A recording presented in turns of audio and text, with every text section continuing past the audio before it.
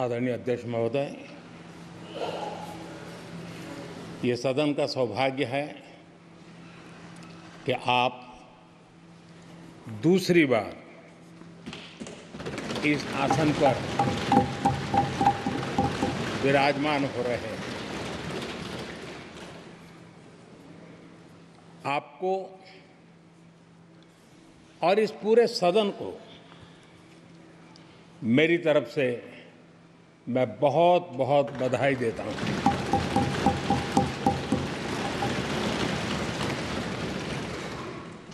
आदरणीय अध्यक्ष जी, मेरी तरफ से आपको शुभकामनाएं हैं, लेकिन इस पूरे सदन की तरफ से भी आपको अनेक अनेक शुभकामनाएं। अमृत काल के इस महत्वपूर्ण कालखंड में दूसरी बार इस पद पर विराजमान होना बहुत बड़ा दायित्व आपको मिला है और आपका 5 वर्ष का अनुभव और आपके साथ हम लोगों का 5 साल का अनुभव, हम सबका विश्वास है कि आप आने वाले 5 साल हम सबका मार्गदर्शन भी करेंगे और देश की आशा अपेक्षाएं पूर्ण करने के लिए ये सदन अपना दायित्व निभाने में आपकी बहुत बड़ी भूमिका रहेगी। आदरणीय अध्यक्ष जी, हमारे शास्त्रों में कहा गया है कि विनम्र और व्यवहार कुशल व्यक्ति सफल सहज रूप से होता है और आपको तो उसके साथ साथ एक मीठी मीठी मुस्कान भी मिली हुई है। आपके चेहरे को ये मीठी मीठी मुस्कान पूरे सदन को भी प्रसन्न रखती है। मुझे विश्वास है आप हर कदम पर नए प्रतिमान, नए कीर्तिमान गढ़ते आए हैं। 18वीं लोकसभा में स्पीकर का कार्यभार दूसरी बार संभालना ये अपने आप में एक बड़ा नया रिकॉर्ड बनते हम देख रहे हैं। श्री बलराम जाखड़ जी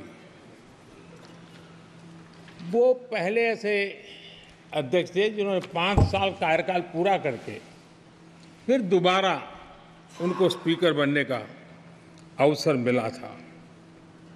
उसके बाद आप हैं जिन्हें 5 साल पूर्ण करने के बाद दोबारा इस पद पर आसीन होने का अवसर मिला। गत 20 साल का एक ऐसा कालखंड रहा है कि ज़्यादातर स्पीकर या तो उसके बाद चुनाव नहीं लड़े हैं या तो जीत करके नहीं आए हैं। आप समझ सकते हैं कि स्पीकर का काम कितना कठिन है कि उसके लिए दोबारा जीतना मुश्किल हो जाता है, लेकिन आप जीत करके आए हैं, इसके लिए एक नया इतिहास आपने गढ़ा। आदरणीय अध्यक्ष जी, इस सदन में ज़्यादातर हमारे सभी माननीय सांसद आपसे परिचित हैं, आपके जीवन से भी परिचित है और पिछली बार मैंने इस सदन में आपके संबंध में काफ़ी कुछ बातें रखी भी थी और मैं आज उसको दोहराना नहीं चाहता हूं, लेकिन मैं एक सांसद के रूप में और हम सभी सांसद के रूप में आप जिस प्रकार से एक सांसद के नाते काम करते हैं, ये भी जानने योग्य है और बहुत कुछ सीखने योग्य है। मुझे विश्वास है कि आपकी कार्यशैली एज ए सांसद भी हमारे जो फर्स्ट टाइमर सांसद हैं, हमारे युवा सांसद हैं, उनको जरूर प्रेरणा देगी। आपने अपने कार्यक्षेत्र में, संसदीय क्षेत्र में स्वस्थ माँ और स्वस्थ शिशु एक कमिटमेंट के साथ जो अभियान चलाया है और सुपोषित माँ, इस अभियान को आपने जिस प्रकार से अपने क्षेत्र में प्राथमिकता देकर के खुद को इन्वॉल्व करके किया है, वो वाकई प्रेरक है। आपने कोटा के ग्रामीण क्षेत्रों में हॉस्पिटल ऑन व्हील्स, ये भी एक मानव सेवा का उत्तम काम, जो राजनीतिक कामों के सिवाय करने वाले कामों में आपने चुना है, वो भी अपने आप में गांव-गांव लोगों को स्वास्थ्य सेवाएं पहुंचाने में मदद कर रहा है। आप नियमित रूप से गरीबों को कपड़े, कंबल, मौसम के अनुसार छाता की जरूरत है छाता, जूते, ऐसी अनेक सुविधाएं समाज के आखिरी तबके के जो लोग हैं उनको खोज करके पहुंचाते हैं। खेलों में प्रोत्साहन देना आपके क्षेत्र के युवकों में, ये आपने एक प्राथमिकता के रूप से काम उठाया है। आपके पिछले कार्यकाल में 17वीं लोकसभा में मैं कहता हूं कि संसदीय इतिहास का वो स्वर्णिम कालखंड रहा है। आपकी अध्यक्षता में संसद में जो ऐतिहासिक निर्णय हुए हैं, आपकी अध्यक्षता में सदन के माध्यम से जो सुधार हुए हैं, ये अपने आप में एक सदन की भी और आपकी भी विरासत है। और भविष्य में 70वीं लोकसभा के संबंध में जब विश्लेषण होंगे, उसके विषय में लिखा जाएगा, तो भारत के भविष्य को नई दिशा देने में आपकी अध्यक्षता वाली 70वीं लोकसभा की बहुत बड़ी भूमिका रही है। आदरणीय अध्यक्ष जी, 17वीं लोकसभा में नारी शक्ति वंदन अधिनियम 2023, जम्मू कश्मीर पुनर्गठन विधेयक, भारतीय न्याय संहिता, भारतीय साक्ष्य बिल, भारतीय नागरिक सुरक्षा संहिता, सामाजिक सुरक्षा संहिता, digital personal data protection bill, मुस्लिम महिला विवाह अधिकार संरक्षण विधेयक, transgender persons protection of rights bill, consumer protection bill, direct tax विवाद से विश्वास विधेयक, सामाजिक, आर्थिक और राष्ट्रीय महत्व के ऐसे कितने ही महत्वपूर्ण ऐतिहासिक कानून 17वीं लोकसभा में आपकी अध्यक्षता के अंदर इस सदन ने पारित किए हैं और देश के लिए एक मजबूत नींव बनाई है। जो कार्य आजादी के 70 साल में नहीं हुए, आपकी अध्यक्षता में इस सदन ने इसको करके दिखाया। आदरणीय अध्यक्ष जी, लोकतंत्र की लंबी यात्रा में कई पड़ाव आते हैं।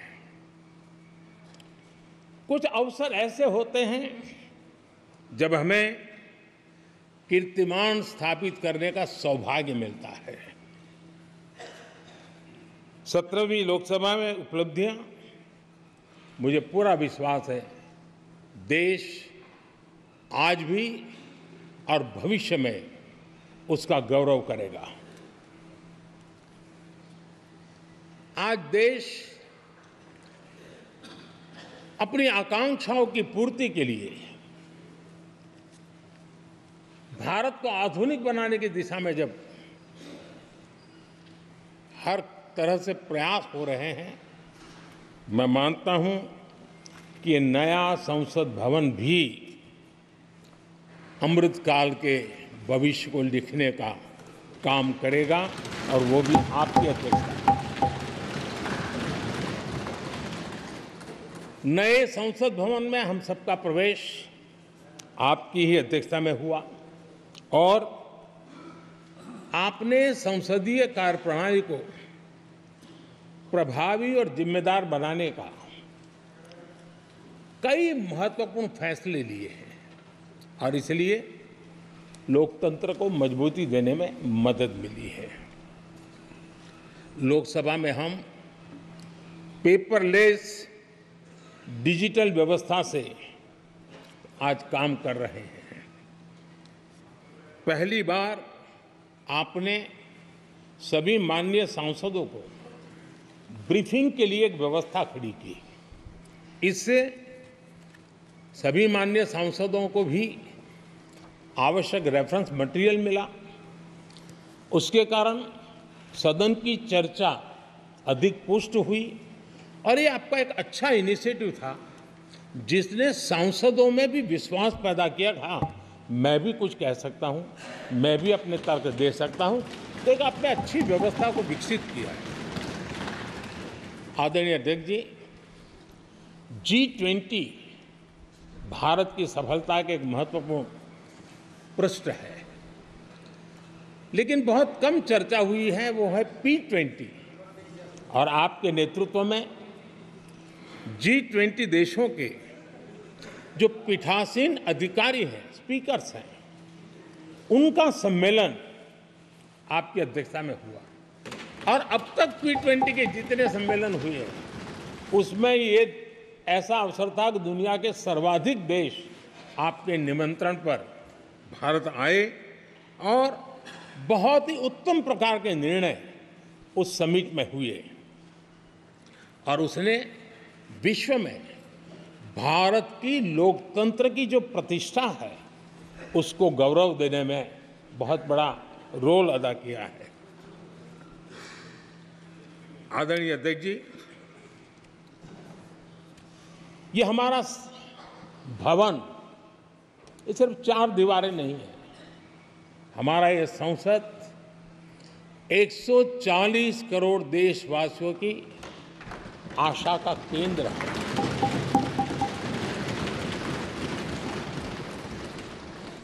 संसद की कार्यवाही,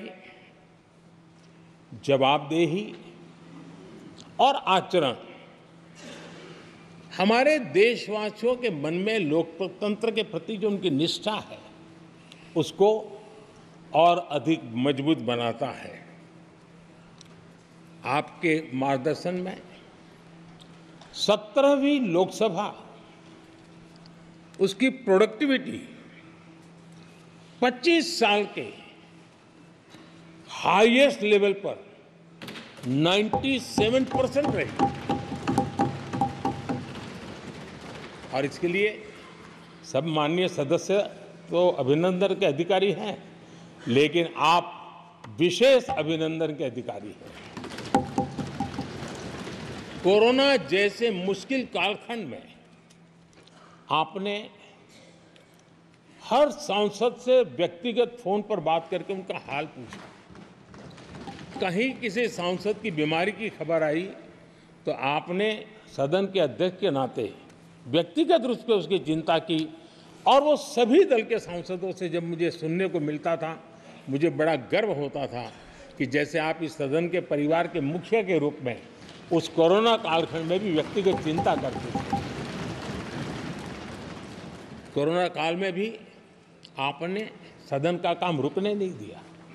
सांसदों ने भी आपके हर सुझाव को सर आंखों पे चढ़ाया।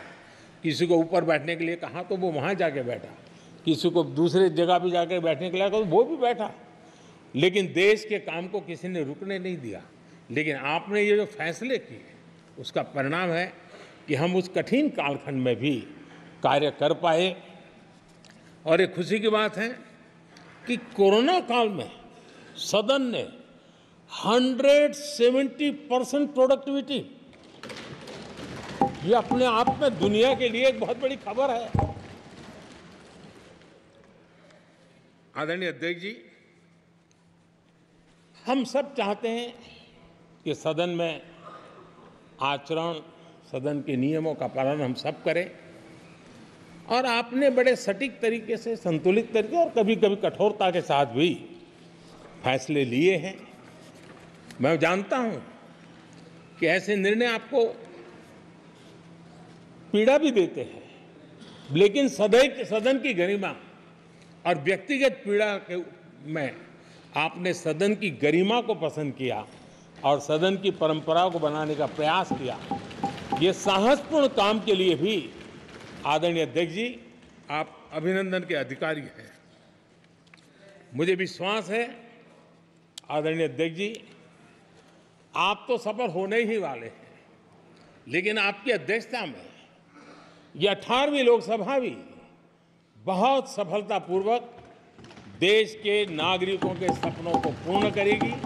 मैं फिर एक बार आपको इस महत्वपूर्ण दायित्व के लिए और देश को विकास की नई ऊंचाइयों पर ले जाने वाले इस सदन की अध्यक्षता के लिए हृदय से बहुत बहुत शुभकामनाएं देता हूं, बहुत बहुत बधाई देता हूं।